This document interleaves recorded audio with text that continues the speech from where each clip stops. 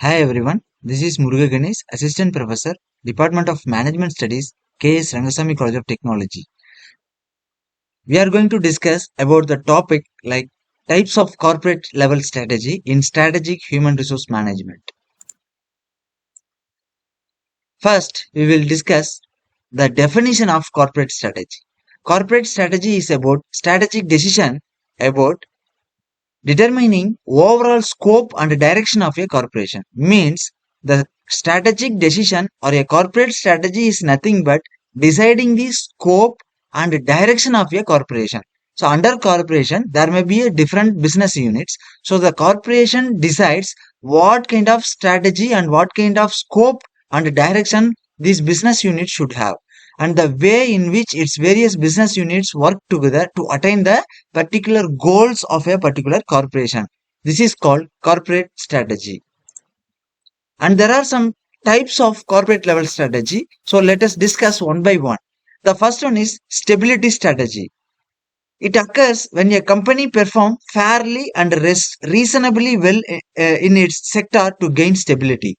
So if a company wants to perform fairly and reasonably for the stability running, and it is very essential. And the second one is it is to gain perpetual growth and improved performance in the long run.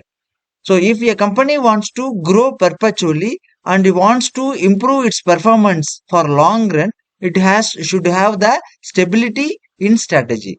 It is less risky and inexpensive as no new or out of box planning needs to be executed, because if a company follows a strategy with the stability, it is not required for going for new or out of box planning. So the expenses or investment in more business or expanded other ideas can be eliminated.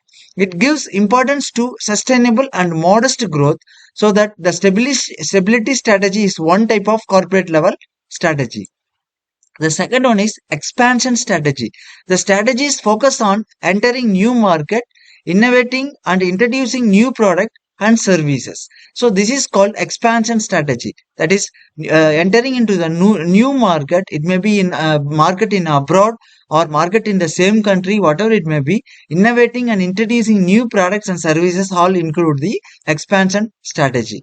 Methods include expansion through concentration, diversification, integration, cooperation, and internationalization. These all four things are included in the expansion strategy. It benefits society through innovation and invention.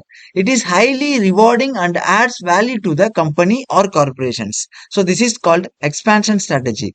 The another type of strategy is retrenchment strategy. It is the opposite of expansion strategy. It helps reducing the loss made by restructuring the strategy, cutting off loss making divisions and business. So it is just opposite to the expansion strategy. So it means that it reduces the loss made by restructuring, cutting off loss making divisions and business units. So the main type of retrenchment strategy are turnaround, divestment and liquidation.